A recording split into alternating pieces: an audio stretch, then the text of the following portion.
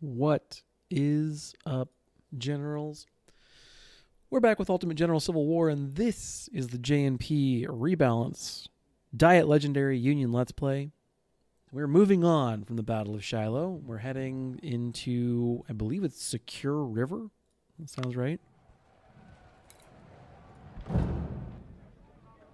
me go ahead and turn the game sound down a little bit. There we go. Make sure we don't get any background noise. All right. Before we jump into the actual battle, let's take a look at some of the camp screens. Make sure that I can talk a little bit about what I've done in the cleanup phase after Shiloh. I've spent a good deal of the money I had getting everything back together, and we've used some of the new men we get. I have not actually had to use the rep points, however. Between now and Gaines Mill, we're going to be fighting 3 skirmish battles. We'll be doing it basically in order down here. I do them for the most part in chronological order. So the Secure River here happens at 15 April, then 31 May, 27 May. So I'll be doing River, Rendezvous, Pines, and then on to Gaines Mill. How'd they do after Shiloh? What'd they get?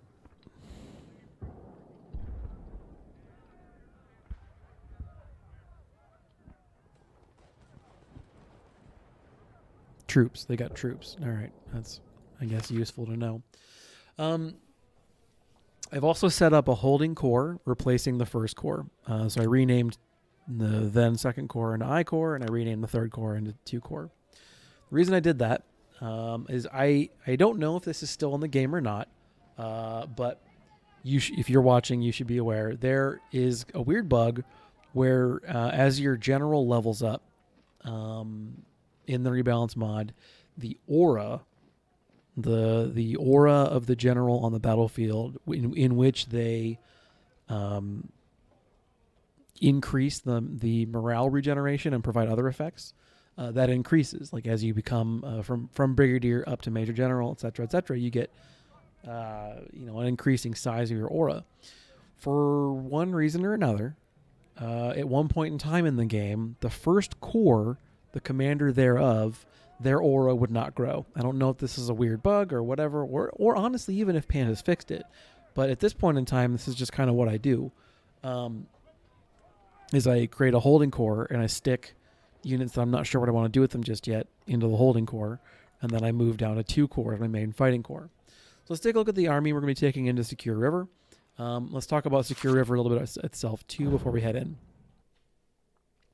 So in Secure River, Capture Hill, whatever. We are required to capture this tree line in a shockingly short amount of time.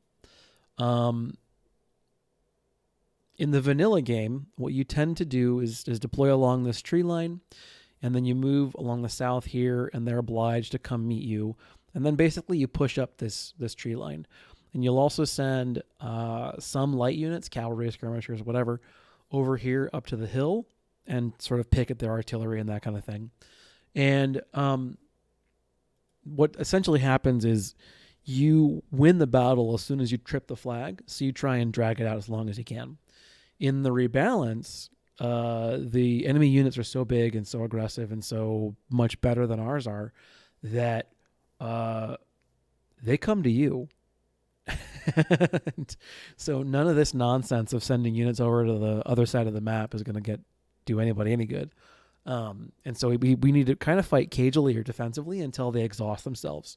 And when I say exhaust themselves, I don't mean burn condition. I mean they have suffered so many casualties they no longer feel as if they're able to go on the offensive. So let's take a look at the corps we're bringing in. It's a mix of our veterans and our new units. I am trying to level up some of the new units heading into Gaines Mill, but I am bringing along the 1st Ohio Rifles armed with Lorenzes, intending to get them, just use them as my reserves. Like these guys are my one really good rifle unit. And then we have several new units, as you can see. 8th New Hampshire, 11th Rhode Island, 2nd Wisconsin. used to have a star, but Wisconsin suffered enough casualties at Shiloh that I had to refill it. Same with 3rd Illinois. They have had a 2nd star, and they've suffered enough casualties that I can't, right? We do have a new unit, the 13th New Mexico. They've been bumped up to a big size. They're going to be my meatball brigade for this battle, and they're going to be suffering probably quite a few casualties in the process. Bringing along artillery, we have our ordnance unit. They picked up a 2nd star at Shiloh. They're going to be being used for counter battery work. And the Napoleon unit is going to be used for counter infantry work, despite being perked for range. And the reason I do that on a counter infantry unit is that it makes them dangerous in the medium range band as well. So they're already good at canister, and I could, theoretically speaking, lean into that. But over the course of a gunfight, I fire canister rounds rarely. And so I want the Napoleon to be contributing in the medium range band as well. And then, like I said, it's already good in canister, so I don't need to help it there. What I need to do is I need to help it in the medium range band. And between the Napoleon and the ordnance, they're actually both pretty effective in that medium range band. And then as you get closer, the Napoleon pulls ahead. As you get further away, the ordnance pulls ahead. We also have a 20-pound Parrott unit and the James unit. The James unit's kind of a good catch-all gun for all purposes, basically. And then the James the 20-pound is basically only good at long range. We're bringing along the Dragoons for spotting more than anything else. But if they can run down some skirmishers, some fleers, so much the better. And then we're bringing along the New York Spitfires. They have been reinforced post-Shiloh. And they've actually earned themselves a perk as well, which has also been put into the Pickett's skill, which grants them stealth, accuracy, and spotting. So we've got 2 different units here to help spot. As we get to the battlefield, you'll see why I need that. Lines of sight are pretty rough on this particular map, and there's a lot that you can't see. You're not able to see going into things. Taking a look at the career screen after Shiloh, I put 1 pip into economy. This is to make guns cheaper and that kind of thing. And then 2 pips into reconnaissance. Between now and Gaines Mill, I'll be putting 2 more pips into reconnaissance and 1 pip into Army Org, putting me at AO6. The reason I'm doing that is it will let me bring a 4th division in all of my corps. At Gaines Mill, we're going to need to try and bring a lot of units, but they don't really need to be all that terribly good individually. The reason being is that at Gaines Mill, we're defending a very wide frontage, but we're doing so over pretty defensible terrain. And we can keep falling back. We can keep giving the Confederates ground and allowing them to tire themselves out while they're under Union guns. But I need lots of units, and I need to be able to cover that frontage. And as I discovered at Shiloh, if I'm building an army of low-training troops, I need as well to bring along the ability to have sort of a reserve, a second line, so double line. 2 brigades deep, and I'll illustrate kind of the formations I'm having in mind as we get out there. Our 2nd Corps I haven't done anything with, so they're more or less in the same condition they were at after Shiloh, and then the holding units have not been touched either. Alrighty. Without further ado, let's jump into the battle. Like I said, I think I am going to try and record this battle live, so we'll see how it goes. Let me make sure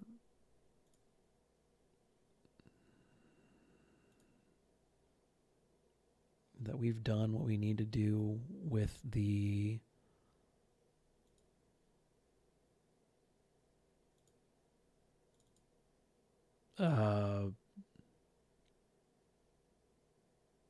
what am I trying to do here? Let me make sure that I've done what I needed to do with the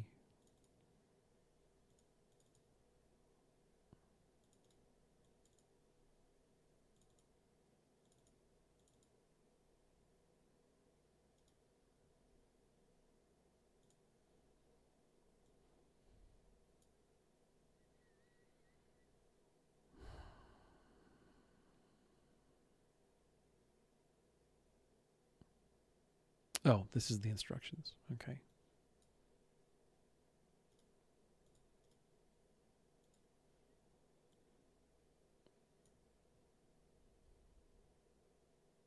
All right. So for this battle, apparently Panda has mentioned that in one of the patches coming up, he's going to increase the duration of the battle. But in this particular battle, I've given myself an additional, let's make it up to,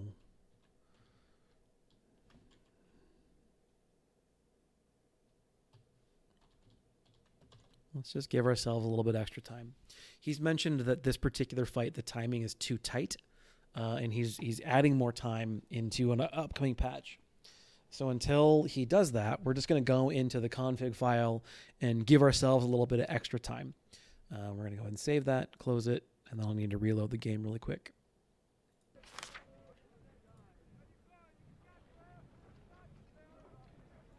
I haven't made any changes, I don't think.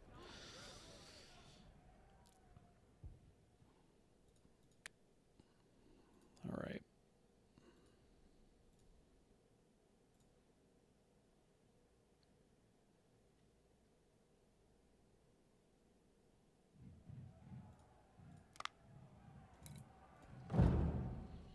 I've done a number of attempts at this fight. It is a difficult battle, predominantly, I think, because of the timing, but also because of the aggressive nature of the AI. If you're not able to keep them at bay, they will push through and just kind of overrun your position.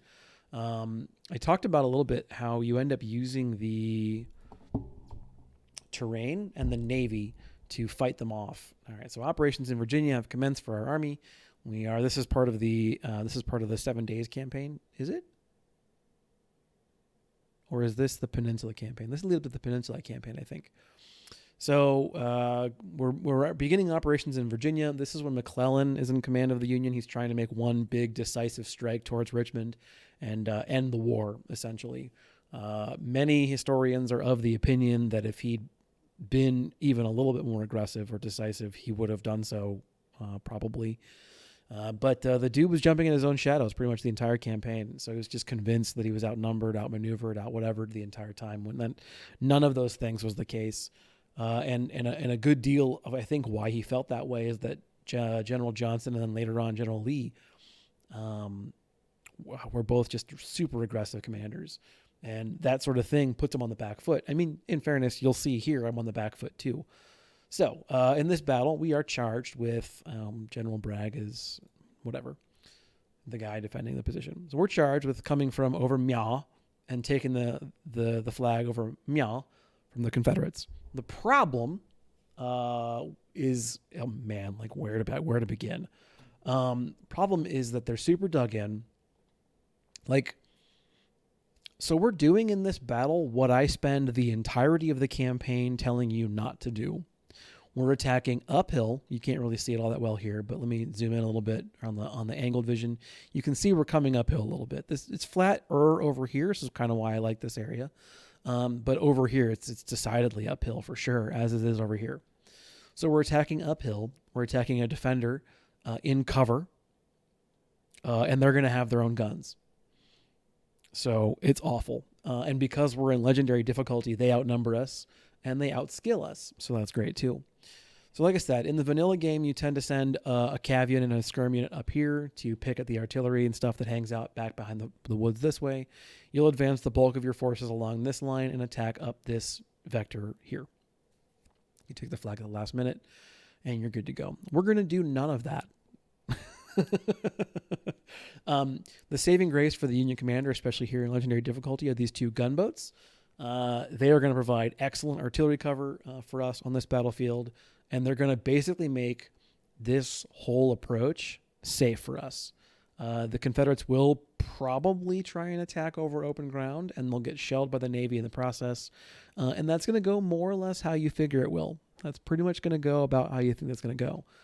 So not well for the Confederates, and that's why we do what we do. This is ground that they cannot attack us over, and this is ground that we can defend.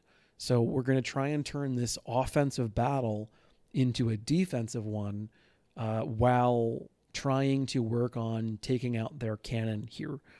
One of the things that sucks about the Rebel scaling like it does is their battery here has like 500 dudes in it, and they're in the woods. And the reason I need to bring so many skirmishers is that I honestly can't see them half the time. And that's obviously not great, as you can imagine. So what we're going to be doing is trying to deploy ourselves in a way that we can blunt the impact of their attack as much as possible.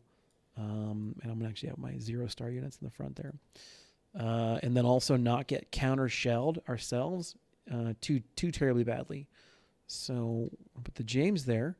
The reason we're doing that is the James can reach into the woods here, and their battery hangs out right about meow in the woods. We're going to hope that the Navy shoots it too, but that's not likely. The Napoleons don't need to worry nearly as much about shooting into the woods, so they're not going to be quite so far forward. I need them to be effective right about at the edge of their medium range band here, and all the way up in this area. We are almost certainly going to be attacked in kind of a lateral position this way, kind of a pie slice coming down from the woods. So I need the Napoleon to be able to reach all that and shut it all down. And so they'll be able to really cause a lot of damage if troops come this way when they cross this creek here. We're going to sight our 20-pounders in a similar way so they can just provide focused fire on the battery here. And then the Ords are going to be a little further forward, doing the same, offering a general FU to the overall battlefield. And the last thing we're going to do is we're going to push the Pennsylvania Dragoons on the far right over here. And the hope is that they're going to also be able to spot and see some stuff coming. We are lucky in this battle that we have 2 supply wagons. I'm not actually sure why. I think that might be a new thing. I don't know. But what'll be nice is I can leave one back with the artillery park, and I can send one forward with the infantry. Expect that there are going to be multiple attempts at this battle. So I may fast forward through the play of some of these and cut off the audio that comes with it. But this is the general setup. We're going to hang out basically along this line here. You can kind of see that there's a slight dip in the terrain along this edge right here of the map, and then as you come out this way. So we'll be able to use the farmhouse here as cover. See, it has 200%. We'll be able to use this little copse of trees for 150% cover, and then we are unfortunately going to be in the open. I have tried fighting this battle along this line. It does not work because of line of sight.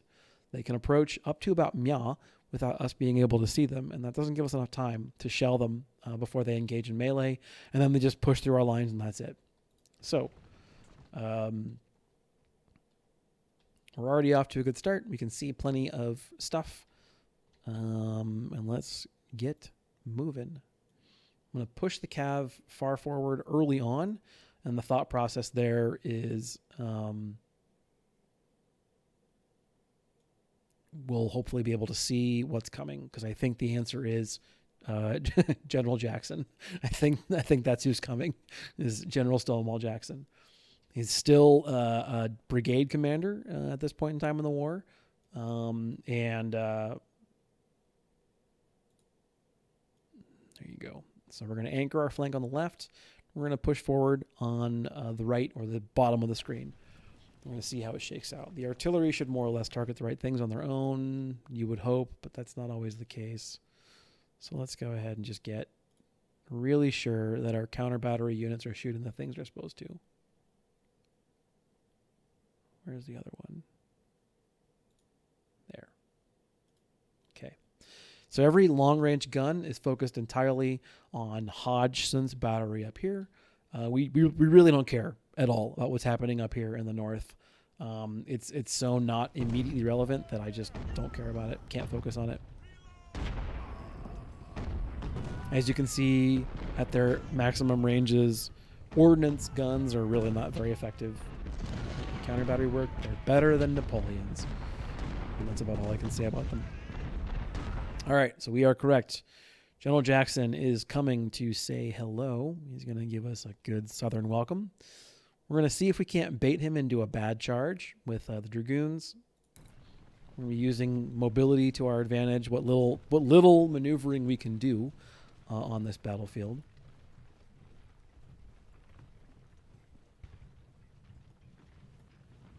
And we're going to be seeing if we can't use the Spitfires to put rounds on Hodgson as well. The reason I'm so hyper-focused on this battery of artillery is while it lives, it more or less shuts down completely any possibility of me launching an offensive. Just there's no chance. So as long as I have the opportunity to put rounds on it, I need to try. And here comes the fun line of sight tricks. Who is currently running? Is that Anderson? It looks like it's Anderson. Yeah, it's Anderson. Okay.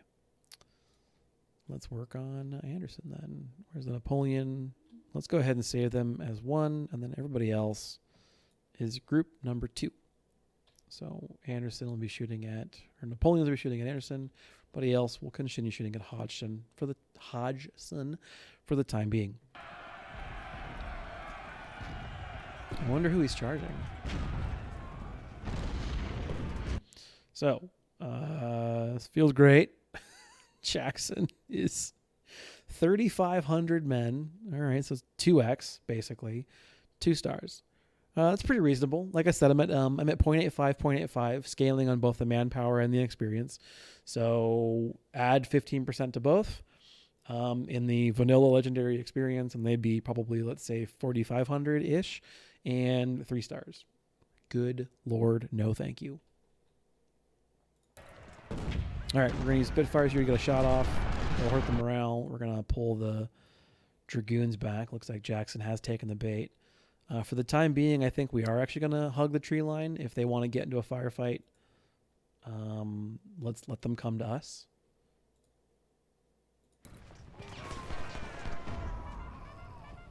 Yeah, wow. Anderson's a 3-star unit. Good gravy.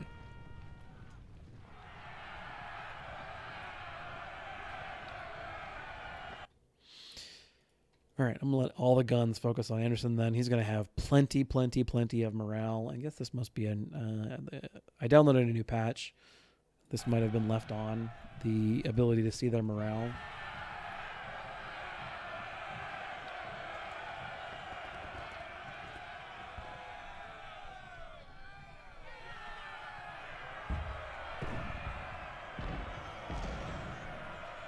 Actually, this scenario is a perfect opportunity for the Dragoons to come in and do their thing. They probably will be able to get flank shots on one of these units. I'm a little more worried about Anderson than I am Jackson at this point, to be honest.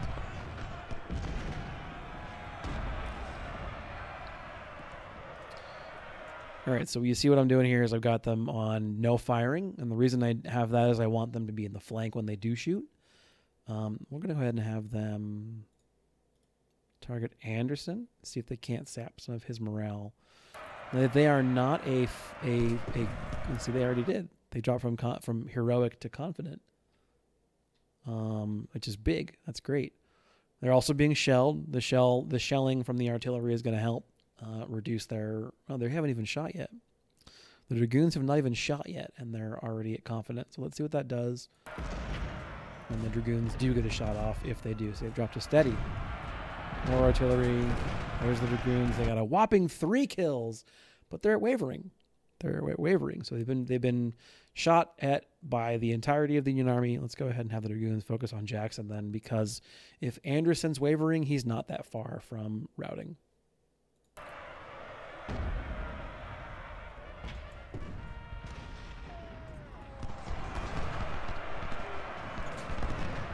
However, he's also not that far from making contact.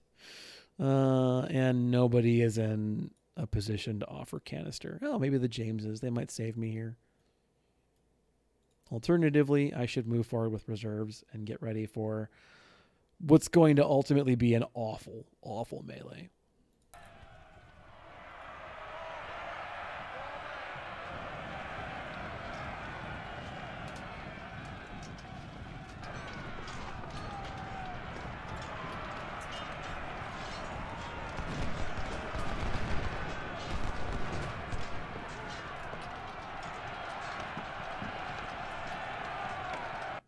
Anytime you feel like it, guys. Anytime. Just let me know.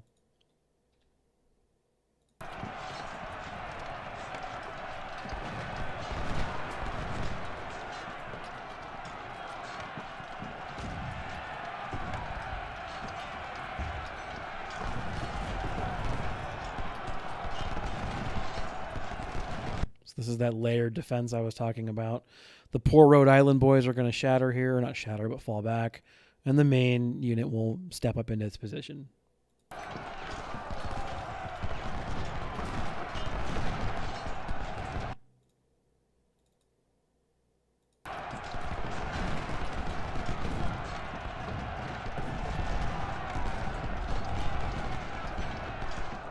There goes Anderson. And now I want all the artillery to focus on Jackson now.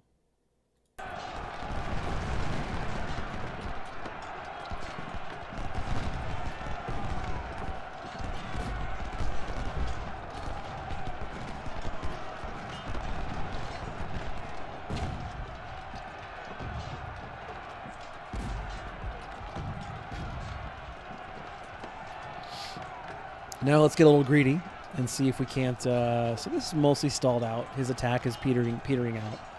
I'm going to see if I can't pick up some free kills on Anderson. Not free, but free-ish kills on Anderson with the Dragoons. Anderson's running away. I think I've talked about this in a tutorial video previously, but it's been 6 months since I released that video, or maybe longer. Let me go ahead and reiterate that when a unit is routing like this and you're in melee with it, it does, I think, 10% of the melee damage it should do in that instance. So here,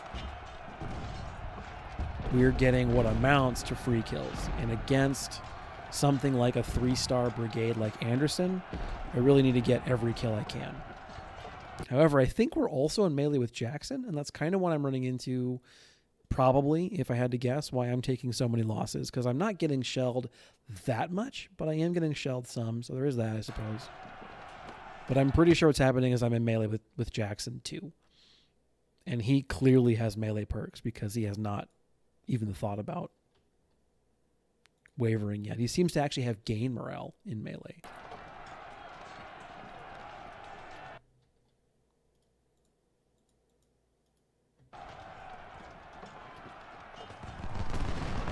Yeah, I'm nearly positive that I'm in melee with Jackson.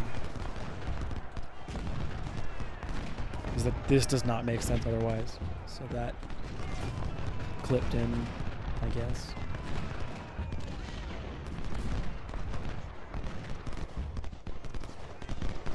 All right. So 7th Maine is the new front line.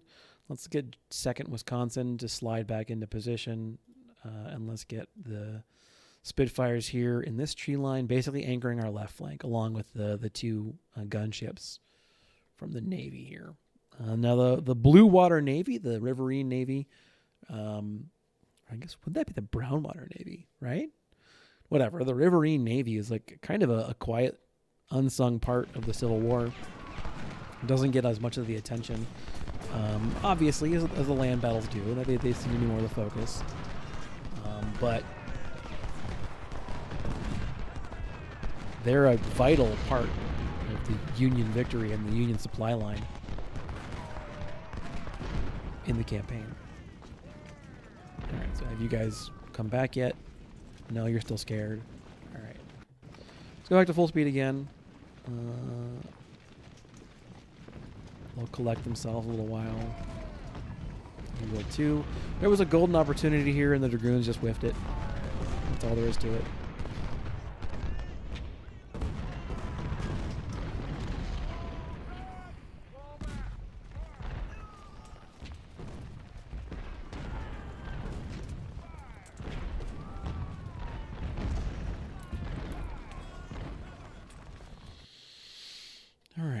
Let's look at our counter battery guns and put them back to work. I don't know why their supply wagon is coming out to play, but I'm not complaining.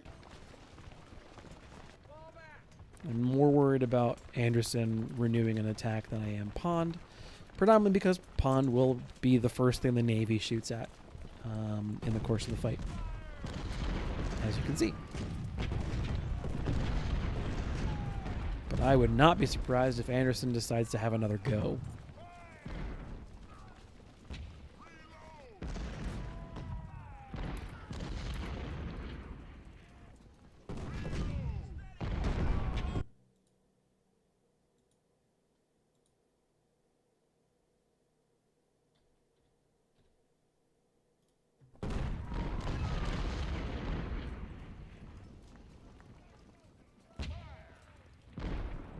Okay.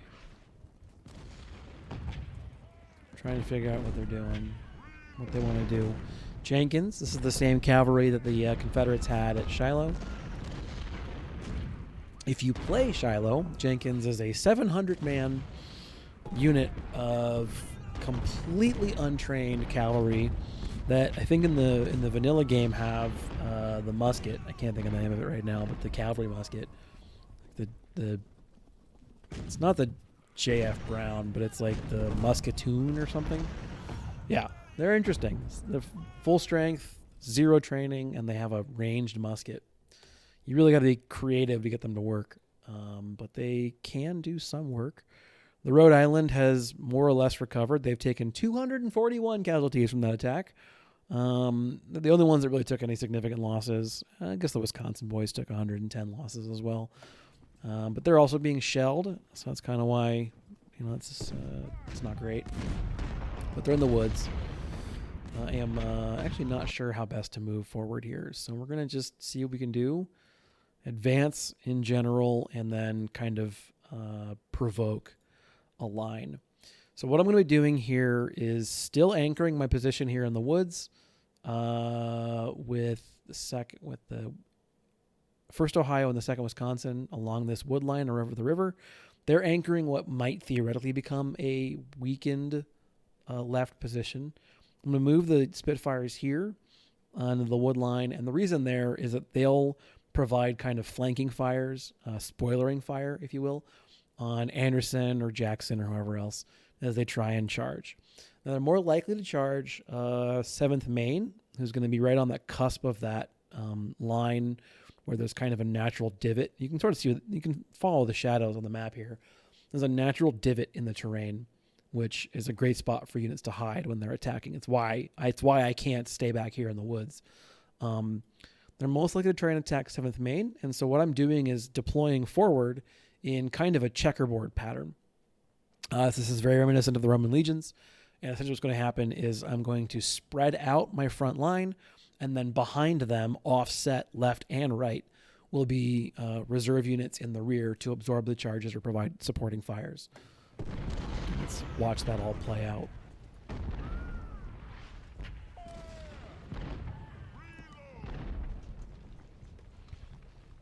And then the nice part about this battlefield is that Chalmers and Gladden are just sitting over there on the hill, doing no good at all for the attack, for the defenders.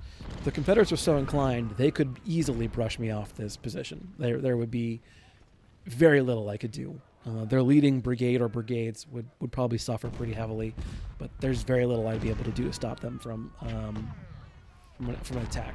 The forces on this map are really good, and for the defenders. And if they were slightly more aggressive in their defense, there would be, like I said, little that I could do to stop it. All right, we're going to start moving the Meatball Brigade up as well. They are probably going to end up replacing one of these front units, and the reason being there is that I'm going to want them to be the one eating casualties. They're no experienced troops armed with cheap or free or captured weapons. And as you can imagine, I don't want to use resources if I don't have to.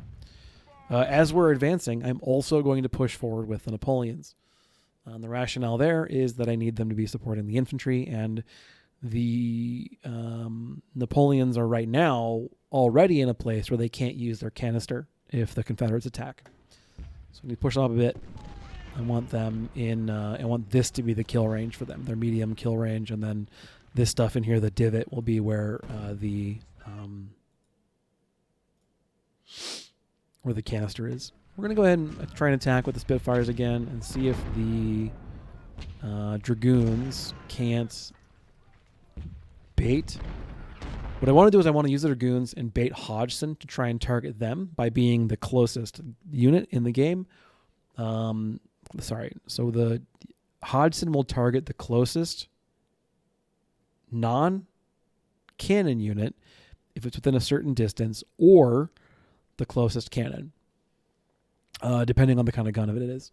So because the Dragoons will be the closest unit, Hodgson may turn, and I'm going to move the Dragoons over here basically, and Hodgson may turn to shoot me, which will basically put him out of action for a while. Here's the attack I was expecting. So we're going to go ahead and stop the Spitfires there. Main can stay there.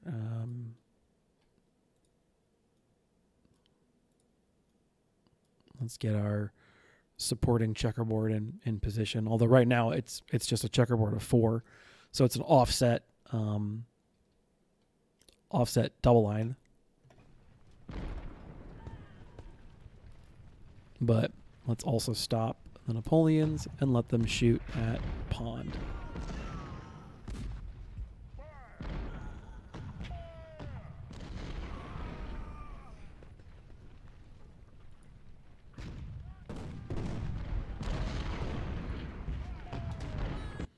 So whatever gun this is, it's like a 6-pounder, maybe a 12-pound howitzer. You can see, like I'm in the open. I'm in what should be medium range, and they're not hitting that hard. I'm not taking like that's a whole volley of 500 men, so it's probably like 15 guns, 18 guns, somewhere in there. I took 9 losses in the open. So what they've got, whatever it is not terribly impressive. So the other thing that's nice here is the Spitfires. They're directed towards 7th Maine. You can see Pond is attacking along the central axis of my army, which is fine. I have the Spitfires here in a place where they cannot be seen. You can see the little eye over their head. No one can see them. And they're providing flank fire. So flank fire has an increased amount of effect on the morale of the unit it's attacking. I am going to have to fall back soon if Gibson and Jackson push this attack too. I'll also need to pull my counter battery guns off of counter battery duty and try and spoil one of these attacks. However, like I said, I have the 2nd Wisconsin and the 1st Ohio anchoring my left, and the Navy will also aid. So you'll see the wind get pulled out of their sails pretty quick. I am worried about the cavalry, though, and I might actually push the 8th New Hampshire and 11th Rhode Island up aggressively to support the Dragoons. Let's see how it shakes out. Yeah, they're turning. You see? They're turning. That's good.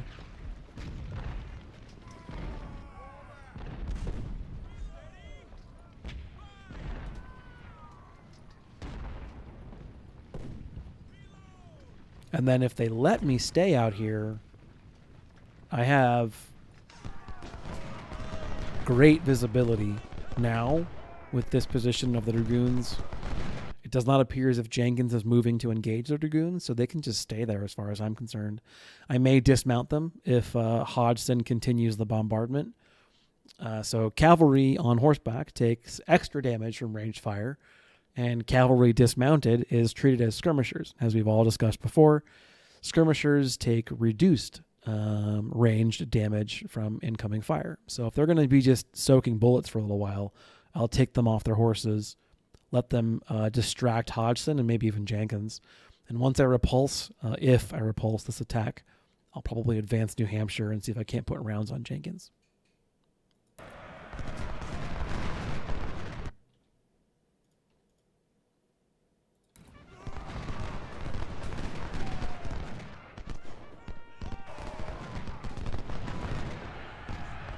All right, this is quite the attack.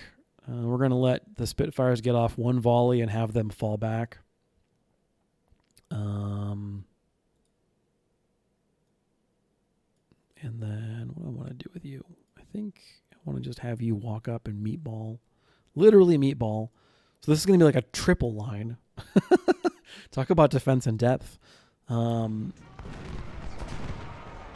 man. Von Bismarck would be very happy right now. And von Steuben, both of them. All right. And Vauban as well, actually.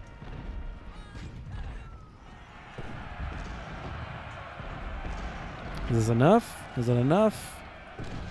Let's find out. The nice thing about this is that now they're charging into like increasing depth of fire. So over here, he was just taking 2 brigades of rifle infantry. And now he's taking 3. Pretty soon here, he'll be taking 4, maybe even 5. Yeah. If I get them back far enough, the 2nd Wisconsin will be able to shoot 2. And then we'll do the same thing to Gibson. So I expect the 7th Maine to not have a good time here. They're confident. I'm going to let them get their volley off and then press fallback. At this point in time, this is definitely a give ground kind of situation. We're going to rotate these 2 brigades in to face the threat. 4th Federals will backstop. 13th New Mexico will do the same. And then we'll see how this goes. But right now, I got to say this is very touch and go, but I'm feeling good. So we'll see how that shakes out.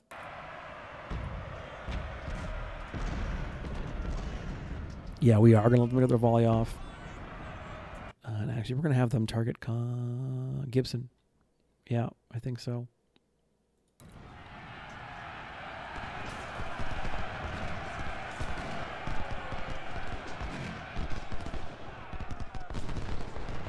And fall back. Okay. So Pond's in a really bad place right now. He's got 2 brigades in his flank. He's got the Spitfires doing the same. Hodgson is... I think he's decided to give up on the cavalry. Unfortunately, I can't attack with the Dragoons on the flanks because the Jenkins, the 2 Jenkinses are defending. So I can't really afford to attack. I just got to keep falling back with the main boys and probably let the Napoleons and the other artillery units sap Pond, and then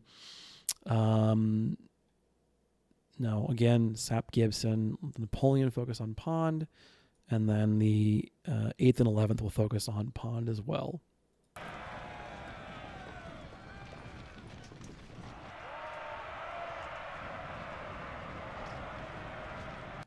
Can you fire? You're blocked. Okay, that's fine.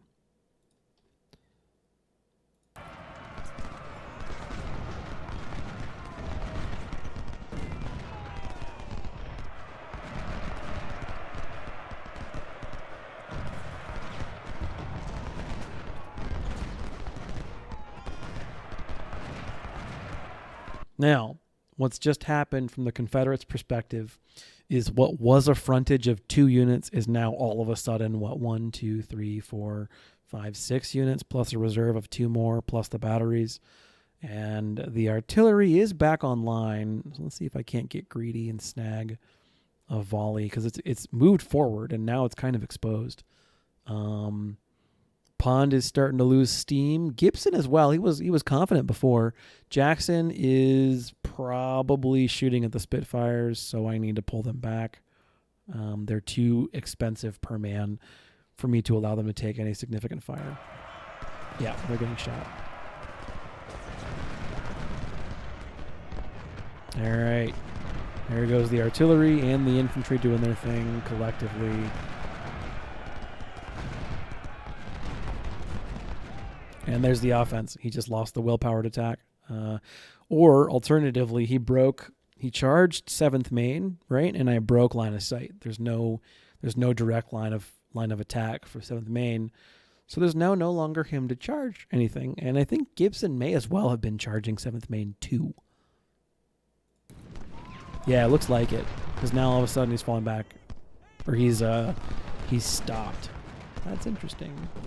It's another idea from a mechanics perspective of how I might stop some of these charges.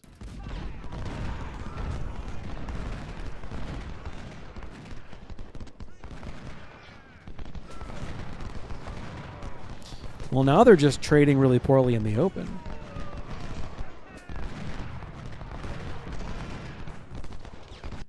And you're actually fine now to stay there.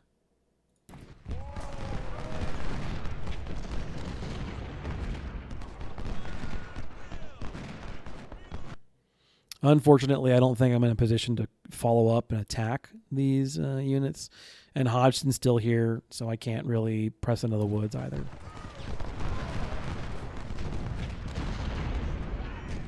These guys still over there, wasting their time. It's great.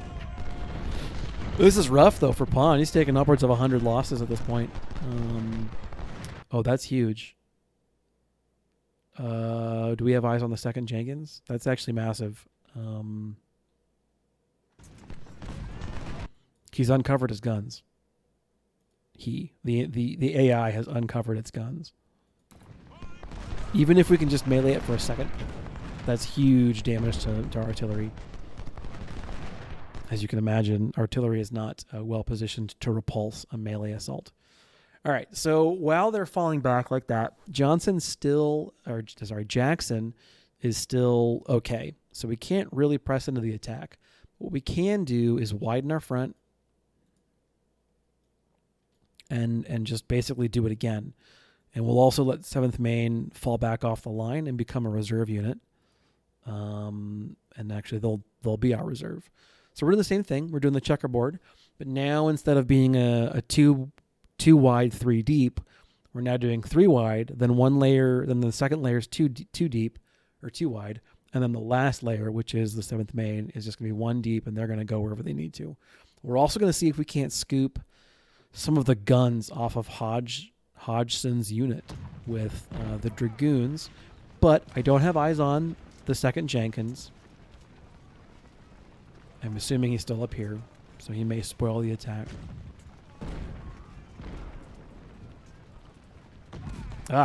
And there's a massive unit of skirmishers, 875. Man, mine can only ever go up to 750.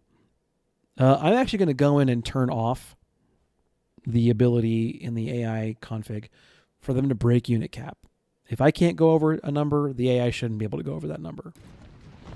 This is going to stop this, though, because they'll be, once I make contact, which I've just done, they'll be able to shoot through the cannon at me, and even though we're in the woods, they'll cause all kinds of problems. What is going to be nice, though, is I'll be able to get rounds on the battery with 8th New Hampshire.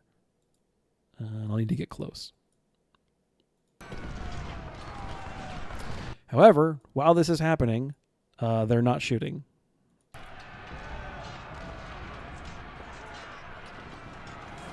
But I'm being shot. Okay, we need to fall back.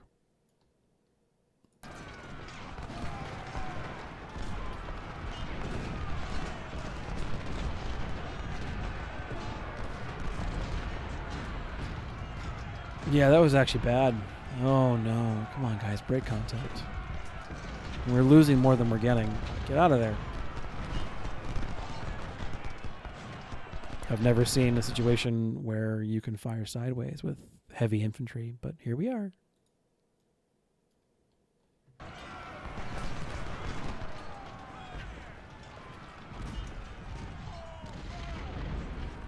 On the one hand, I love that these units are just wasting their time up there. On the other hand, it means that the cannons here in the Navy aren't focusing on important targets like Jackson or Hodgson. Speaking of which, counter battery, get back to work.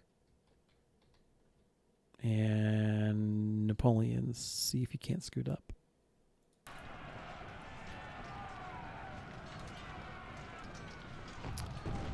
If they're not going to leave the woods, I am actually going to start wrapping and see if I can't get rounds on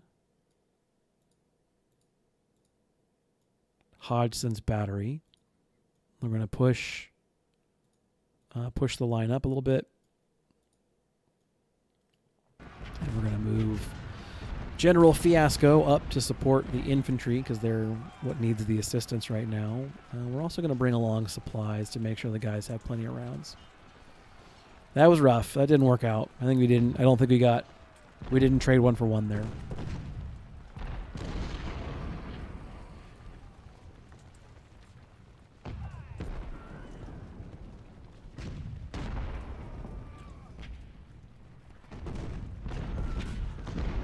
All right, so this both is really good and sucks. The 8th New Hampshire is eating rounds at pretty close range.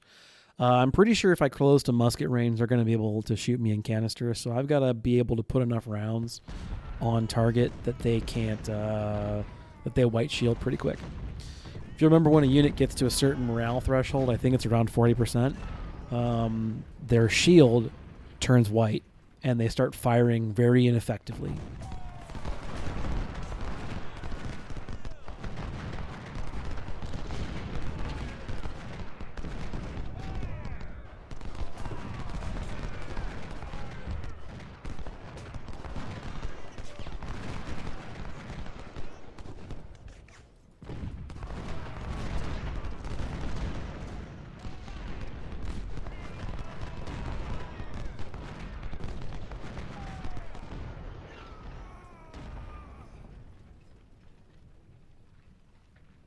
does appear as if we're going to be doing another one of these attacks. It's just one brigade this time. It's 510 men. After an entire, an hour plus of being bombarded and shot and everything else, there's still 110 men in that unit. 510 men in that unit. Yeah, they're going to attack this way laterally across. This is why I'm using, you can sort of see the terrain. It's not great, but there's a creek, right? So obviously they has to go down to get into it. So they head down into the creek and they got to come back up at me, which means I'm in an elevated position shooting down at them, which is, good, obviously. Anderson is going to try and make contact. I'm going to try and see if I can't get one or two more volleys on Hodgson. This is starting to add up. That's a lot of losses. Yeah, okay, there's the flankers, or there's the skirmishers. Get back.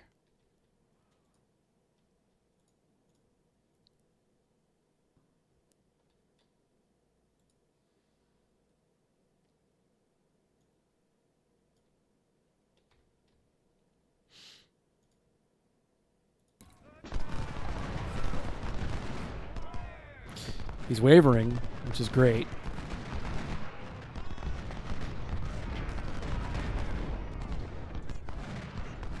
However, things are starting to get real dicey. This is 2 brigades too many as far as I'm concerned. And what's more is I now can't see Jackson or Pond. So I don't know where those guys are. I don't know. I don't have enough intel. I need more data. Now we're getting flanks onto Hodgson, probably.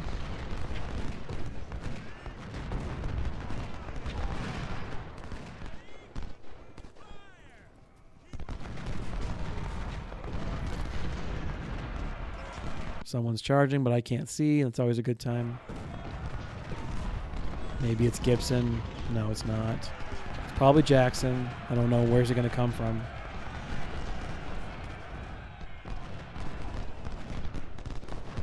Oh, it is Gibson. That's weird. Okay. Well, sure, man. Do what you got to do, I guess. Who's he charging? The Federals? Maybe? Probably.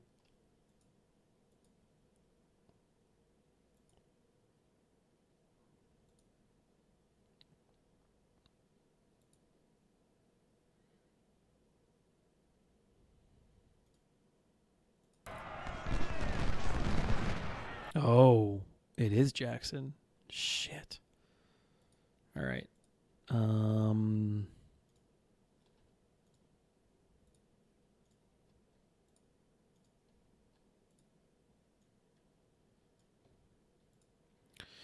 right, we're going to run backwards with the New Hampshire back towards the line. We'll turn them off from firing so they don't get any ideas, like trying to shoot somebody. We'll leave the cavalry back here as a spoiler for any attacking efforts. And then Gibson's just going to kind of get shot at by all the artillery that can shoot Gibson, so that'll try and pull the wind out of his sails. But Jackson's probably going to make contact, and the New Hampshire boys are not going to be having a good time here, I don't think.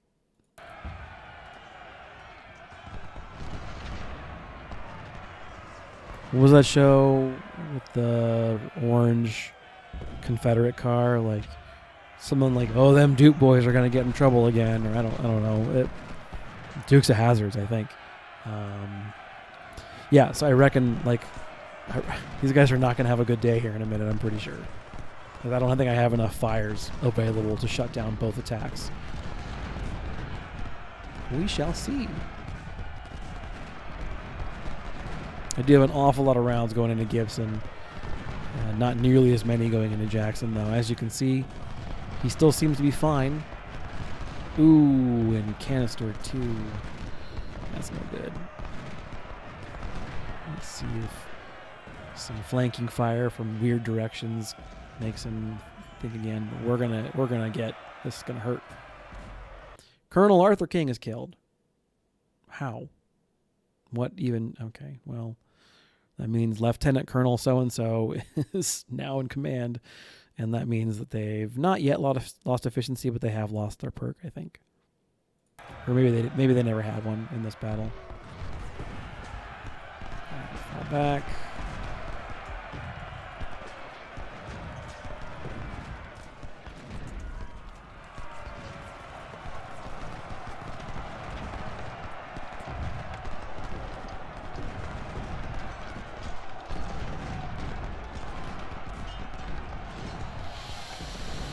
I'm going to go for the scoop. I'm going to go for the scoop and see if I can't get Jackson. It is unlikely with this.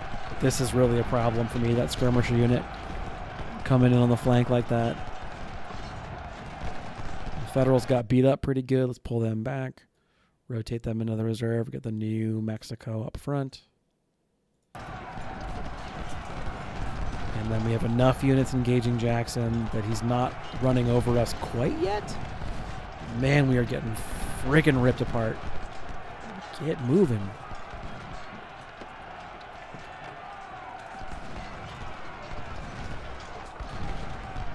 Starting to waver.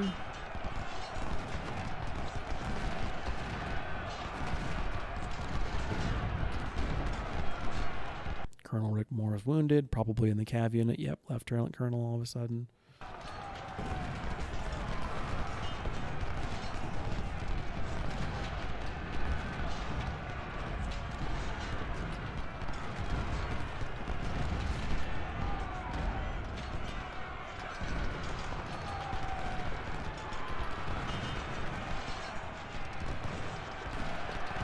Okay, yet more.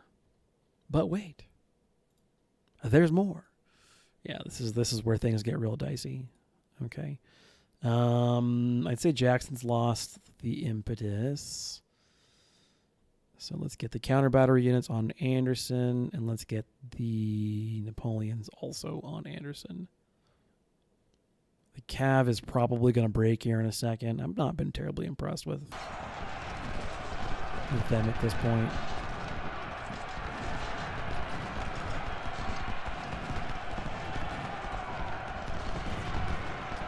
The meta these days has a big hard-on for Carbine Cav. I'm like all kinds of mega excited about it, but I gotta say I'm not feeling it. I'm not feeling it. What we are gonna do is we are gonna transition this into an attack. Move Legendary Fiasco up to join. And we'll see what this entails, but I'm not. This is not a great battlefield for cavalry anyway, in complete fairness. So we'll see. They should nominally be getting free kills at this point. They're not tired yet.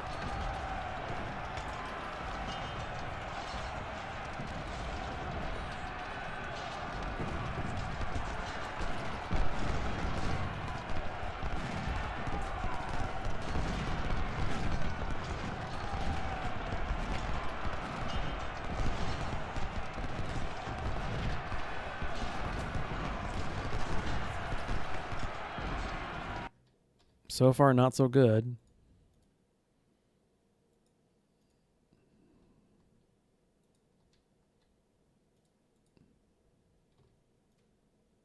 Fall back some. He's going to make contact with 2nd Wisconsin and just evaporate them, though. This is the worry is with this kind of an army is that no one can be trusted to hold the line. All right. Yeah, none of them are going to be any use. So the first Napoleons might get some canister round off.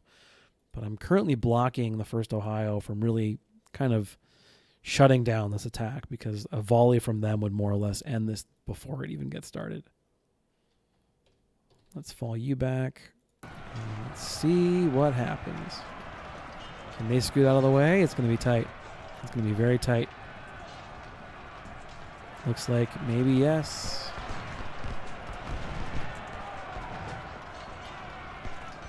Well, don't run. Okay, if that's the case, wheel and fire, keep running. You're going to have to wheel to get your canister off. That's going to suck.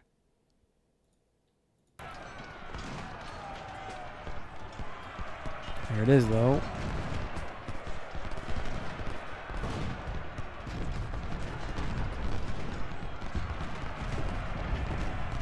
And the Navy. Ah, God bless the Navy. Last second, the Navy's like, nah, fam, you're not getting the charge off. absolutely wrecks them. I love the Navy. That pains me to say as an Army vet, but you know it's true. All right, so now we're just gonna ream them because the Wisconsin boys are gonna unload, the Ohio boys are gonna unload, all the artillery is about ready to just go ham. Ostensibly speaking, I should be redirecting the guns to Gibson, but I want to just tear Anderson a new asshole right now.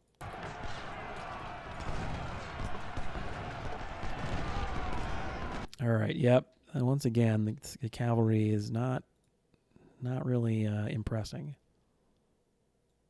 What I'm going to do is try and push to extend the line around.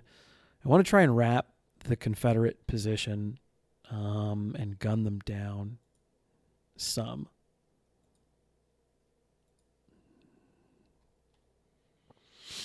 One of the problems with my position here with the 13th New Mexico, yeah, they're a meatball brigade, right? They're supposed to be the ones getting casualties. The problem, if this is the covered position, they can't fire at anybody effectively because they only have 400 or 340 range.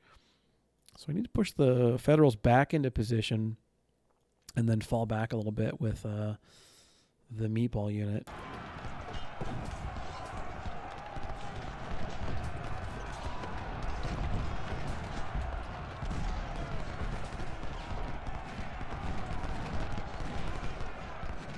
Yeah, that hurts. That's good. All right. I think now I can turn the artillery onto Gibson.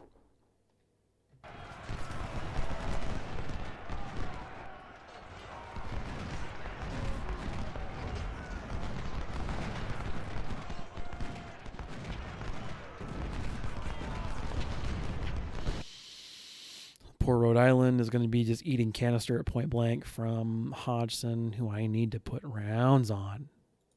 What have I been saying for this whole time? Kill the cannon or lose the battle. That's it.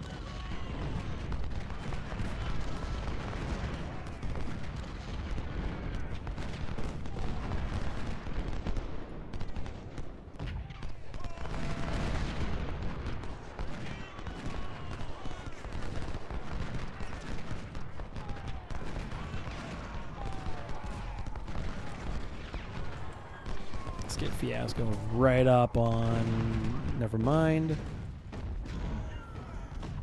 I'm going to dismount them. They're not doing anybody any good as cavalry. They're bad at it. They're bad at the roll.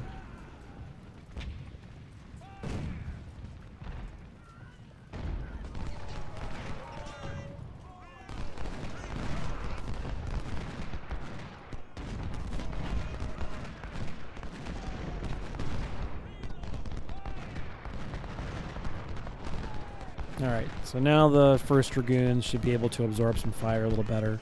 Let's pull them back. All I want them to do is spotting. They're not gonna do shit to these skirmishers.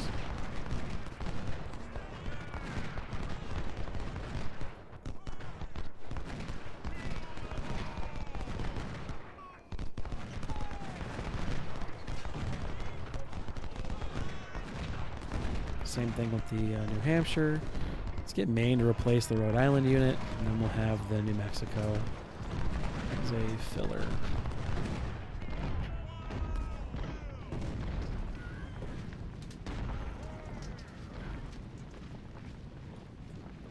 Pull the James up too, actually, and the Ords.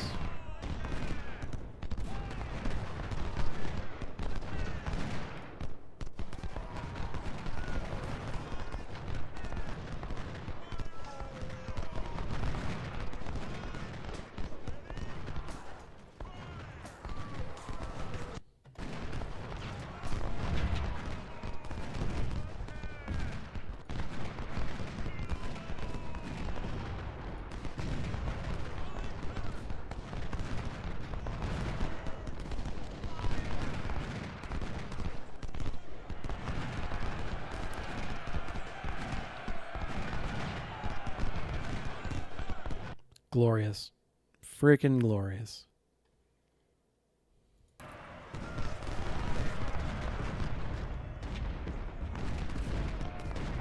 I don't think Gibson's going to make this make contact with this attack. Attacking over the open. I'm more worried about Jackson deciding that a firefight's the idea here. And that I have no real good way of preventing him from just standing there for a while.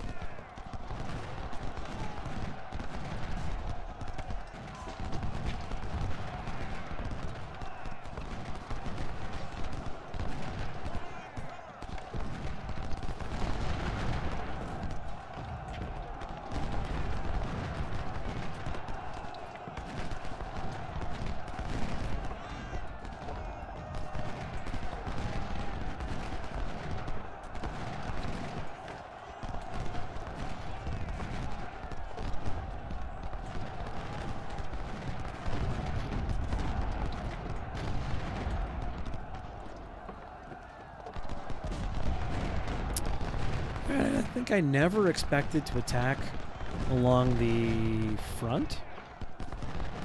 But at this point in time, I don't think I have another way of doing it. So, yeah, we're going to do that. There's very little in front of the 2nd Wisconsin. We'll move 1st Ohio up as the left flank spoiler. We'll use the Spitfires to keep shooting at Gibson, who's currently still routing. Keep enough fire on Hodgson to get him to keep routing too. And then we'll just hope to wrap and trap Jackson here. But my guys are exhausted at this point. I don't have any way that I can see to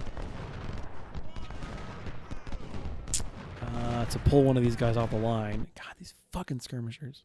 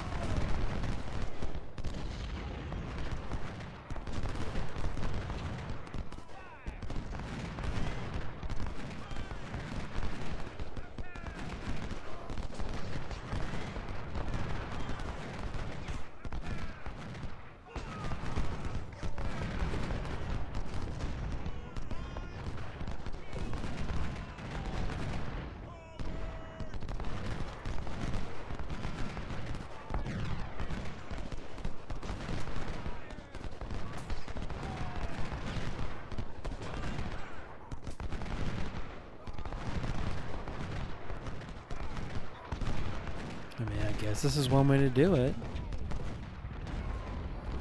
Now, that said, there's a bunch of Confederate units I can't see that are probably hanging out here, or maybe even worse, over here.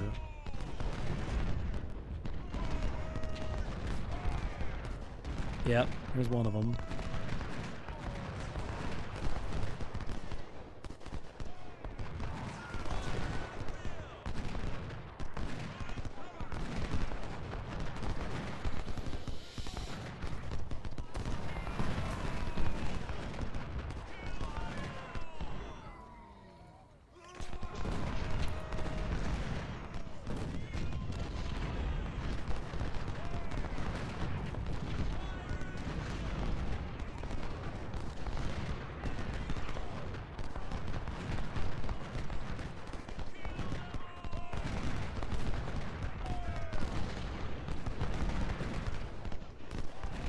gotta get in the woods. Just gotta get in the woods.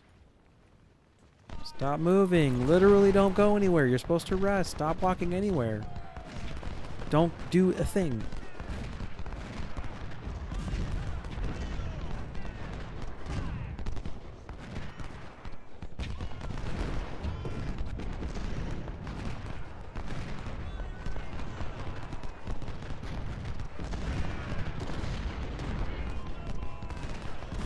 All right, perfect. The Meatball Brigade here is doing exactly what they should be doing, trading efficiently with Jackson. Now, I say efficiently, he has a negative kill to loss ratio, but 0-star units, free guns. Jackson's shooting at them in the woods. It's very inefficient versus what they were doing earlier to the Rhode Island unit. And essentially here in a second, the main unit will just wreck his day. These guys too, if they rest up.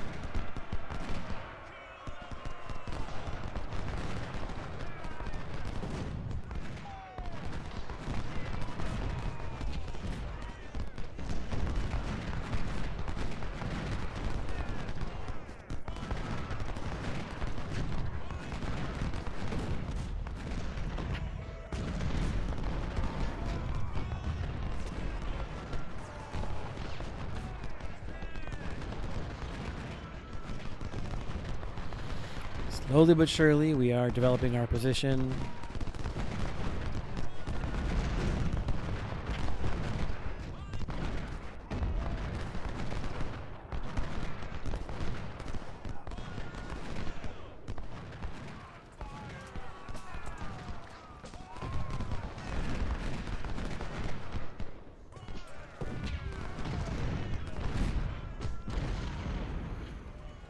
This whole battle has been about killing Hodgson's battery. Like, I think that's the most important thing we can do to win. Ooh, I should have been worried more about Gladden. All right. Not Pond.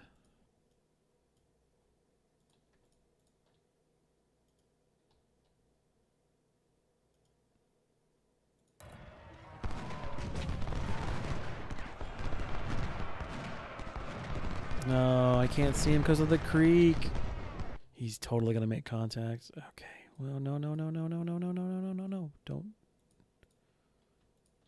Everybody, shoot Gladden. You, too. You just get ready.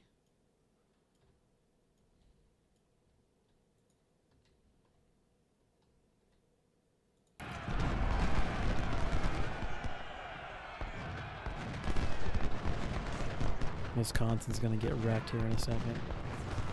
Oh, thank God. For some reason. Oh, because they went in the creek too. They lost sight of Wisconsin. Okay, stay there then. You're good where you're at.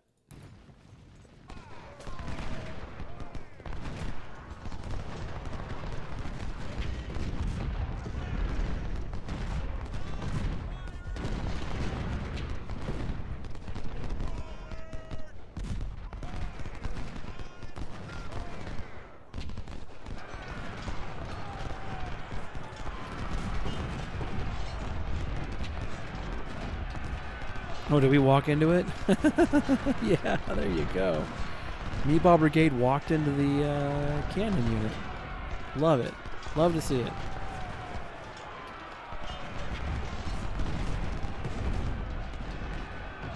And now they're, again, trading effectively with Jackson, which is to say, distracting him. And actually doing okay. It's a smoothbore unit at extreme close range. Of course it's doing fine.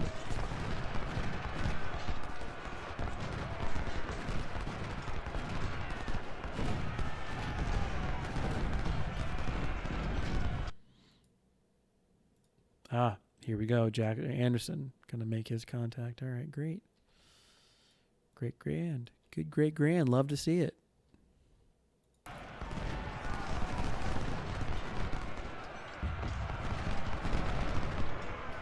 Ooh, we lost a general. That sucks.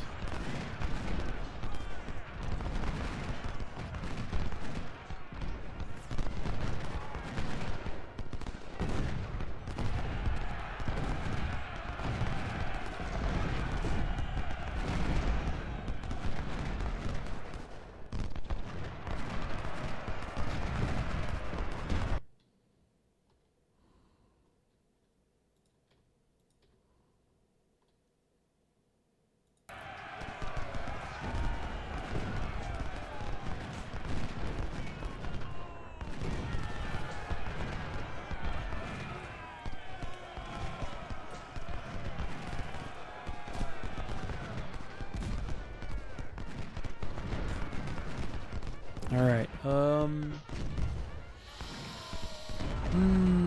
Pretty good odds that Anderson just pushes the charge through here.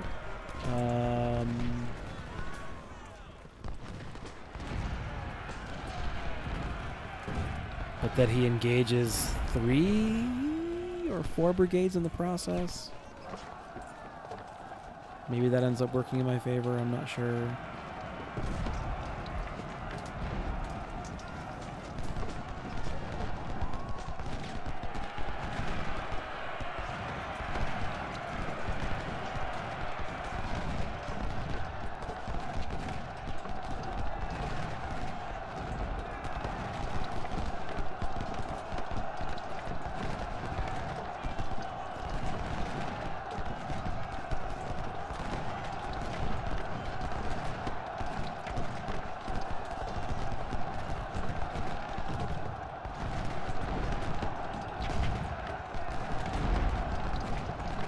He just tank my entire army, maybe.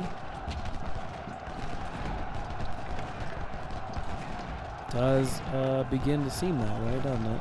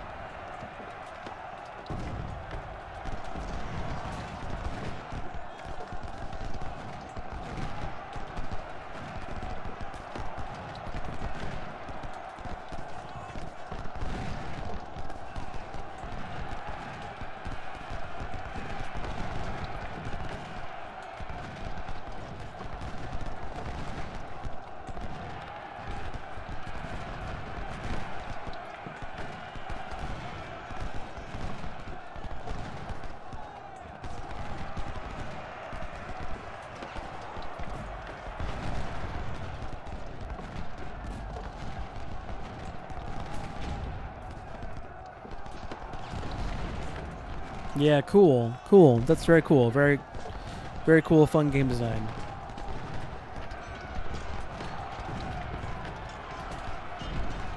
Just continuously eating artillery fire the entire way through and walking over 4 brigades. Yeah, no, that seems like a reasonable thing for someone to be doing.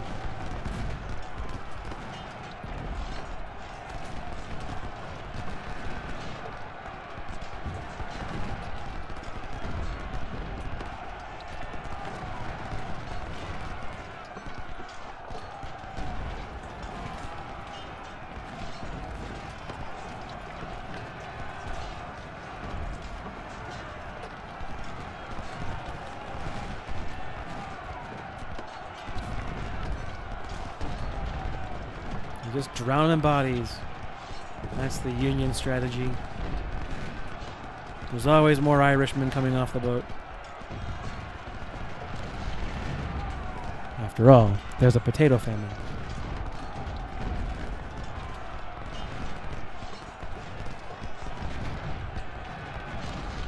And while all this has been going on, Jackson somehow regained his morale.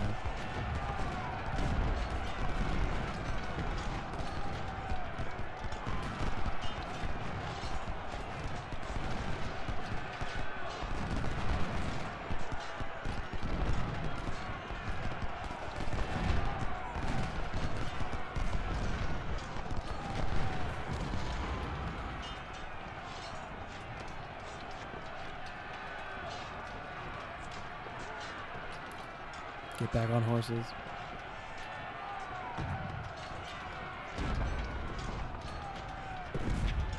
Because now you don't get to rally. Now you've blown your wad. I'm running you down, man. I'm tired of your shit. Get on your horses. Pull them out of your pockets. Don't ask questions as to why you can get on horses out of nowhere. With no planning whatsoever. This is the game. This is the rules of said game.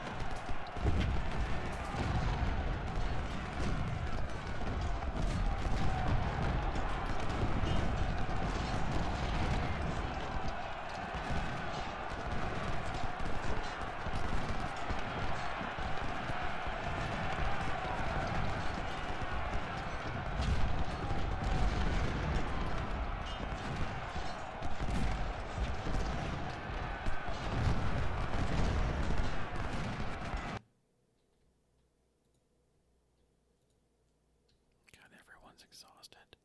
All the time, everyone's exhausted. Forever.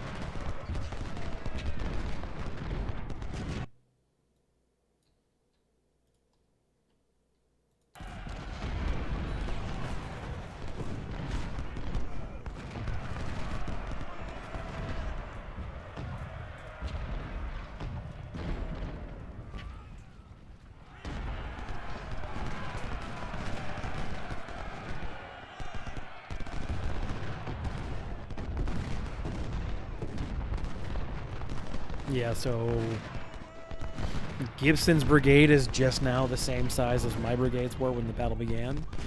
Feels good. Feels good.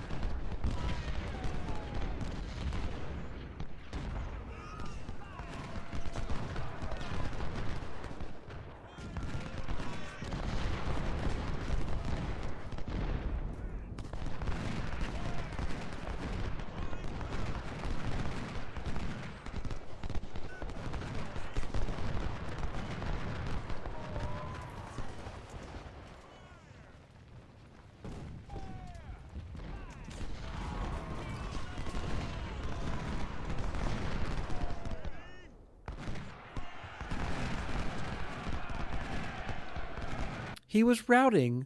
He was routing a second ago. I'm so fucking tired of this shit.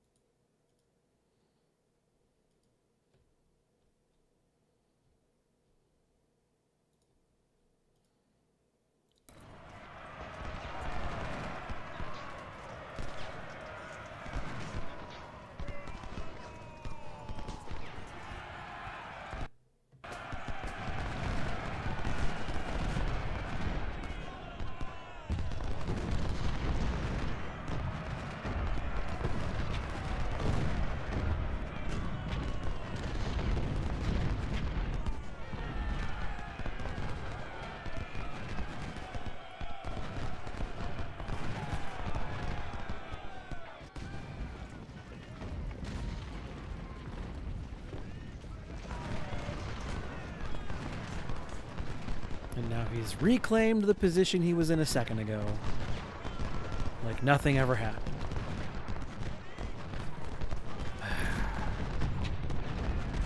I guess the artillery's closer now, at least.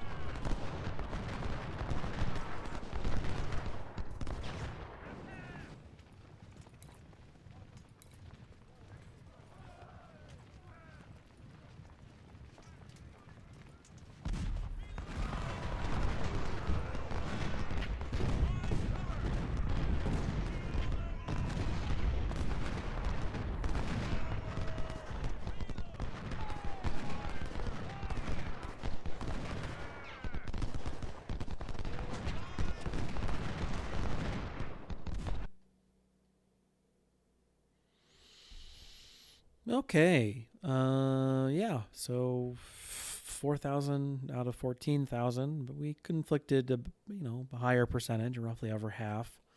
I wonder how much of that was the Navy versus my units. It's just an awful battle. I mean, I get it. This is a good litmus test or whatever heading into the Gaines Mill campaign, but oh my goodness, what an awful, awful fight. Captured a whole bunch of MJ&Gs, though. That's a good pickup. 3-inch ordnance, 10-pound parrots. So they had good guns. They had good stuff for us to pick up. Cookin' Brothers, that was the musket I was thinking of earlier. Yeah, still plenty of army left at the end of the fight. This is one of the few battles where it's not really possible in my mind to get a full pickup. Some money. I don't know if it's enough to make good on the losses, and not enough men to cover down on those that we lost. I'm going to go ahead and use that perk point on recon, and then work on one more at the next battle for recon 4, and then the AO6 before we head into Gaines Mill. Clean up the army somewhat. We lost a division commander. I do have probably one in reserve somewhere I can pull. Maybe not, actually. Yeah, I don't. All right. That's good to know, I guess. I'll throw Fife in as the commander. How's everyone looking? It's tight, but we're okay. The artillery loses some efficiency, but that makes sense. I might theoretically actually promote Woods to... Yeah, no, Woods is going to stay right there. We don't want to lose those perks on that unit. That's too important. So we'll let Fife, I guess, become the bridge division commander until Wagner's back on his feet. And clean things up in I-Corps before heading into Rendezvous. Rendezvous is a fun fight. Okay. Yeah, that's right. You're sort of meeting at a crossroads. So there's, I think, some Confederates here, and maybe even some over here. No, that's right. There's like a tiny skirmishing force here, a big force there, a bigger attack that comes down here, and then later on. Yeah, it's just a huge morass. This is just a big mishmash kind of fight. 7,000 is not accurate. There's way more than that in this particular fight. And it's a good one. It's a good opportunity for you to maneuver and set up some nice kill terrain. How'd the army looking? Nobody picked up a star, which sucks. A lot of units got beat up pretty good though in that fight, which is crappy, but kind of it's just kind of gonna happen. I feel like on that battle. So shit fight, rough round, but we're past it. So off we go. Rendezvous, something loosey like that. Anyway, so I'm so dependent on spell check these days that. Don't hustle rendezvous. I think I got it right, though, or near enough. All right, folks, I'll see you guys in the next one. This is Fiasco. Thanks for watching this, and I'll see you on the field.